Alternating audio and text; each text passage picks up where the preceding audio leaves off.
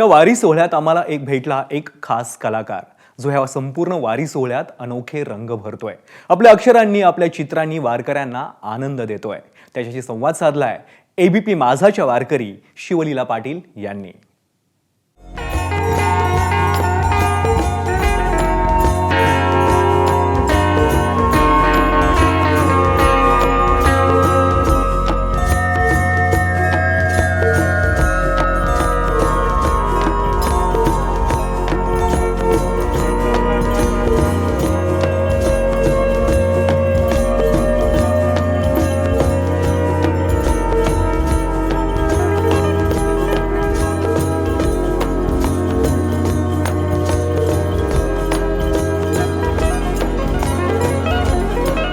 रामकृष्णारी. माऊलींच्या या पालखी तळावर प्रत्येकजण आपापल्या परीने माऊलींपर्यंत आपली भावना आणि आपलं मत पोहोचवण्याचा प्रयत्न करतात.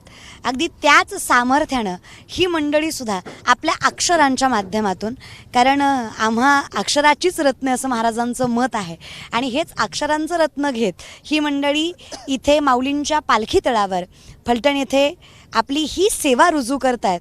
आपण त्यांना विचारूया की हा सगळा अट्टहास, ही सगळी भावना, हे सगळं करत असताना माऊलींविषयी त्यांचं जे प्रेम आहे आपण ते त्यांच्या शब्दातनं ऐकूया.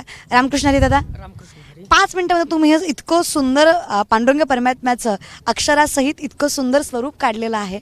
मला सांगा, आज या पालखी तळावर ही सेवा करण्याचा योग येतोय, तुम्ही कशा पद्धतीनं हे करताय आणि याच्या पाठीमागे भावना काय? मी सांगली दुधगाववरून आलेलो आहे, एक चित्रकला शिक्षक आहे. या ठिकाणी मी आत्ताच वारी चालू होण्याच्या आधी पंढरीला जाऊन आलो आणि पंढरी बघितल्यानंतर मला वाटलं की माझी अक्षरं फक्त माझ्यापाशी नको आहेत, माझ्या ह्या वारकऱ्यांच्या मध्ये सुद्धा माझी अक्षरं रुजली पाहिजेत, अक्षरं गेली पाहिजेत. आणि मी या ठिकाणी एक निस्वार्थपणे आज ही सेवा करण्यासाठी आलेलो आहे. खूप आनंद वाटतोय. आज वारकरी एवढं चालत येत आहेत आणि हे मी करतोय, फार आनंद वाटतोय मला. तुमच्या शब्दांमध्ये आणि तुमच्या भावनेमध्येच तो आनंद दिसून येतोय. कारण कुठल्या ना कुठल्या पद्धतीने अक्षरांच्या माध्यमापासून माऊलींपर्यंत, पांडुरंग परमात्म्यापर्यंत ही सेवा पोहोचावी, वारकऱ्यांनाही त्याचा आनंद घेता यावा, म्हणून आज स्वतः एक शिक्षक पेशामध्ये असून सुद्धा, स्वतः कार्यरत असून सुद्धा ही सेवा करत असताना त्यांची असणारी माऊलींविषयी भावना ही फार प्रेमळ आणि अद्वितीय आहे.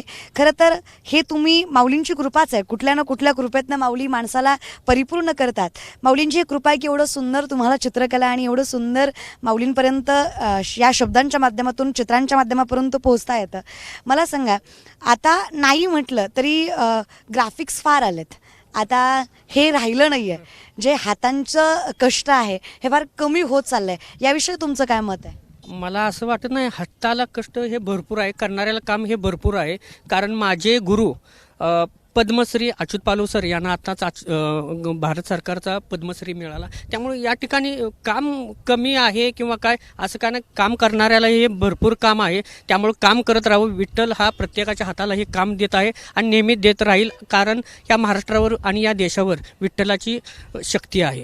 वा, म्हणजे प्रत्येक कामामध्ये पांडुरंग परमात्म्याच्या शक्तीनेच ते काम चालतं आणि अगदी त्याच माध्यमातून त्यांनी इतकी सुंदर सेवा केली आहे आणि अशाच पद्धतीनं त्यांची ही सेवा पांडुरंगापर्यंत पोहोचत जावो, हीच माऊलींचरणी प्रार्थना. रामकृष्ण हरी.